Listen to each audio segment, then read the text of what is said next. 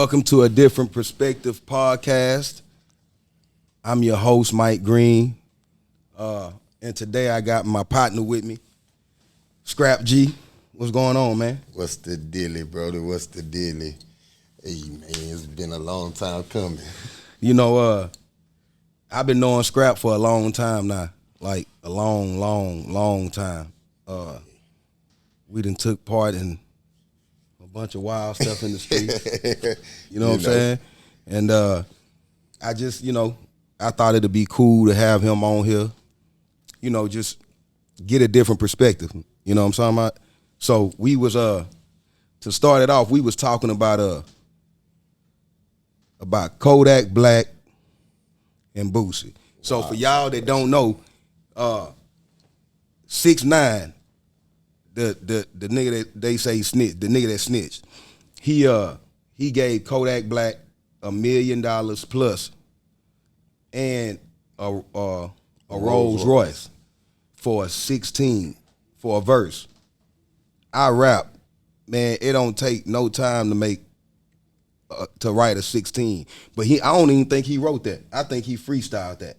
Could be. I ain't never heard the song though, I wouldn't know. But and he's dissing 6ix9ine on the song though. Heard that when I read the article too. I heard that like you paid a man $1 million plus just to talk about you, and you cool with that. So that solidifies your place on your snitching and how you are. You just a dude trying to make it. You just here. And see, look, so that's why I wanted to get your perspective.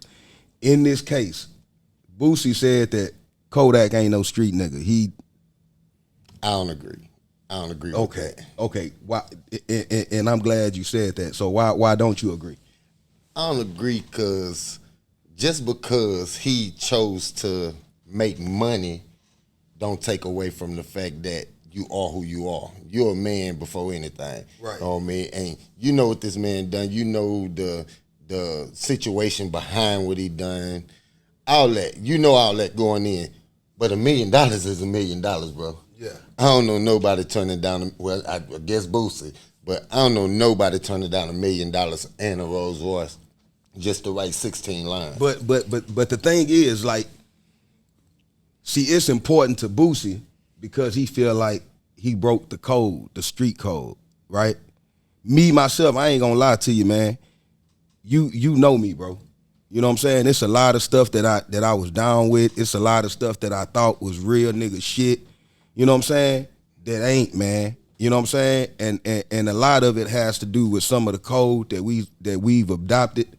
You know what I'm saying? And we hold fast to. So what are your thoughts about the street code and all of that right now? I mean, the street code stands, you know what I mean? I'm gonna take me, for instance, me and you. We know the things we're gonna do and the things we're not gonna do. You know how I'm gonna react to a situation. I know how you gonna react to a situation. Just because we know somebody who's done something fucked up, don't take our street cred away from us. We just know him. Yeah. You know what I mean? He's just around. We know that if we go somewhere with this cat and something break out, I know he got my back. You know I got your back. So therefore, what he do on the side, that's not expected of us. Yeah. You know what I mean? That's not expected when I go in. When I leave here, the only person I'm gonna be mad at for not helping me out this situation is you. Now check this out. So when we was growing up, back to the street code, that was a real important thing at the time. You know what I'm saying? Niggas had to stand on who they say they was, right? If you was him, you was him. You got to stand on that. Today, I feel like those same street code that we stood on is what's causing the destruction of our youth right now, bro. Now check this out. This is why I say that. Bro, I ain't gonna blad you, bro. I ain't gonna blad you. You know what I'm saying? I ain't gonna blad a mad how for you. But do you remember Third Coast? Of course. No. Do you remember Third Coast? Every part of Third Coast. Do you remember what happened that night when everybody was ducking in the parking lot behind you? Of course. Now, of course. That could have took your whole life away, bro. Yeah.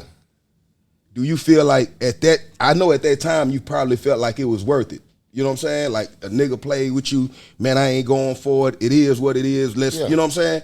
But looking back in hindsight, do you feel like it was worth it? Of course. You felt like it was worth it? Because the nigga that I was into with taught it to me. That's what a lot of niggas didn't realize. Yeah. The nigga I was into, he taught me these ways. I stuck by something I was bred, born to. I mean, I was taught this. Now, You know look, me? you got kids now. Of course. You're a father. Of course. I had one then. Do you, would you? If it happened today, I'd do it all over. No, again. not you, but like the street code, the street ethics and all of that. Would you want your kids to get involved in that? I really feel like this. Like, the street codes that we live by are the reason why you think the way you think now. So I can't blame those codes and say that, oh, that's taken away from this, that's taken away from that. I wouldn't be the man I am today, the father I am today, the dude I am today. I wouldn't have met you and seen the transition from that to what you are now if it wasn't for those street codes that we grew up with. Yeah, but see, it's 2023. They street codes are not the same as ours. It ain't no street code is what I'm trying to exactly, get you to see. Exactly. It's not a street code. And see, that's why, that's why I want to touch on it, because it ain't no street code, bro. It ain't no street code. Niggas is going to jail and dying behind some fictitious shit. Check this out. Bro, how is it that all these niggas, bro, I ain't never told on nobody, bro. Never. I ain't never been to nobody paperwork. I can say that proudly, bro. I ain't never told on nobody. I ain't never snitched. I ain't none of that. Now, check this out. How is it that the niggas that's telling our kids not to snitch, right? That mean, like I said before, man, if me and you do a crime together and I get caught, kinfolk, I'm gonna take my lick. Of course. But some of our kids, bro, ain't like that. They not built like that or nothing, right? That's because they didn't grow up with the, like, and some of it's our faults. I'm gonna say it. It is. Some of it is. Now, I ain't gonna say it all because some of us tried. Like, I'm in my hood every day. Yeah. I go to my hood every day. I got a block party coming up on the 6th. Me and a bunch of my partners put together for a back to school drive and just a hood day. Yeah. You know what I mean? So we try, but it's crazy because, like, I never believed that certain things said in rap was influential on people, but it really is. Yeah. It really is. Like I didn't hear about Draco's till I heard it in rapping. I seen it before rapping, but I didn't know that was a Draco. I thought it was a smaller K. We called them baby K's back then. You know what I mean? Switches, all that shit coming from rapping. Like, everybody, all these dudes now, they figure because he got $1 million, his word is better than his big homie word. You know what I mean? Like, I watch these little dudes beef every day. And I watch dudes in my hood, in my own hood, the crazy shit, in my own hood, get into it, and the first word said is, oh, I'll be back. Money Green, if me and you get into it right now on this set, we're going to step over there in that space, we're going to work that shit out, whether we're going to talk about it, whether we're going to fight about it, or whatever. It'll never go to the fact that I want to pull my gun on you. You know what I mean? I never have that, and that's the fucked up part about that generation. I mean, our generation to that generation. Our generation, we stood on standards. We stood on codes. If that was your partners, y'all squabbled, y'all left it alone, y'all homeboys again tomorrow. Yeah. These niggas now, they trying to kill each other. Man. You know what I mean? So this look. shit crazy. Man, I'm sitting back just observing everything, right?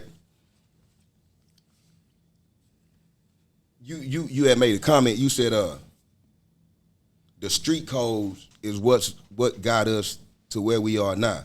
You know what I'm saying? Codes we lived off. Man, I ain't gonna lie to you, bro. The street code, and the reason why I'm talking about it is because, man, bro, it's a lot of young people dying, bro. Yeah. You know what I'm saying? A lot of young people dying, man, and they crashing out. for no reason. See, one of the reasons why I wanted to take this approach was because, bro, and this is just me being real, bro. I know what it is to be a hoe ass nigga. You want me to tell you why? Why you say that? Bro, I wasn't no real nigga first. I was a hoe ass nigga first, bro. Hear me out. When I jumped off the porch, bro, I was, 14, 15? And I'm hanging around people 21, 22, right? These niggas wasn't no stand-up nigga, scrap. These niggas, bro, I swear to God, bro, I left the house Wednesday, I robbed for the first time Friday. And guess who was holding the gun? Me. Everybody else was older, 21. I you know, niggas, as far as like us being a father and everything, it wasn't too many people around us, man, that was doing the right thing, scrap. At all. Even like bro, think about it, man. Like, bro, and it's been a bunch of names that came from the hood before us. But just think about some of the impact that we making now, bro. You know what I'm saying? I tell niggas, bro, I ain't have no big homie. It wasn't, bro, I was just trying to figure out life as I went. Some of the shit that I did, bro, I was just doing it off of survival, man. I've been left the house since I was, 15, 16? I went to prison when I was 17 years old, bro. From those times when I left, bro, nobody was teaching me the right shit to do. I was learning all the wrong shit first. Bro, some of the niggas, it was a group of us that was cool. You know what I'm saying? The nigga that was supposed to be the big homie we took down one of our little partners because he had more weed. Man. You get what I'm saying? But this is our big homie. This is the big homie, bro. And he told me, hey, Mike, man, everybody was going to the Capitol. Mike, man, say when he leave, man, jump the patio. He'll go to Screwdriver. Bro, we robbed our partner. You know what I'm saying? So I grew up thinking like, bro, all of that cutthroat shit was cool. It wasn't until I went to prison till I really realized like, nah, nigga, it's morals, it's standards, it's principles. No niggas, I ain't learned that from niggas out here, bro. That's why I tell niggas, prison was one of the best things that happened to me. You know what I'm saying? So from that aspect, then I started learning what it is to be a man. You know what I'm saying? I don't want to be no real nigga. I don't want to be none of that, bro. I want to be a man.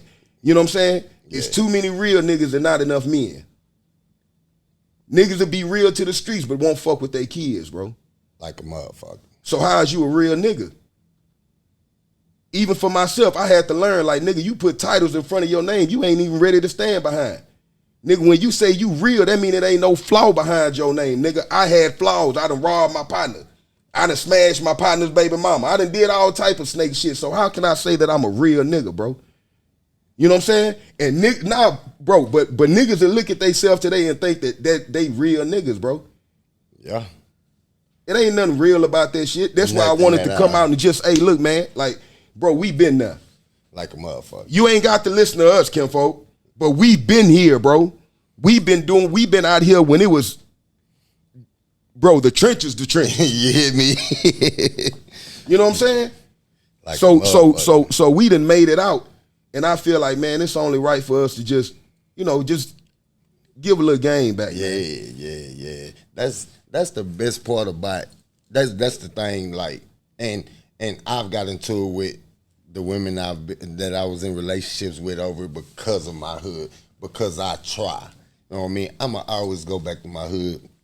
I'ma always go fuck with my younger homies. I'ma always try to teach them the things that, I learned. I jumped off the porch. I was 12 when I sold my first motherfucking me piece of crack. You know what I mean? And I've been hustling ever since. Now, don't take, because I started hustling, that my mama wasn't there. My mama was the greatest. But see, you know what I mean? And see, people that don't know you they probably don't know like where you grew up. You know what I'm saying? I grew up in one of the hardest hoods around. I'm from Garden City, man. You hear me? I'm a Garden City baby to death. But you talking about the projects, like, yeah. My T lady, she was there. She done everything possible, but I knew it was things my brothers wanted. You know what I mean? And I had an uncle who was the best father figure ever, because my old man got killed 3 months before I was born. So I had an uncle who was the best father figure ever. He went to school. He played ball. He did everything, but he also was a hustler.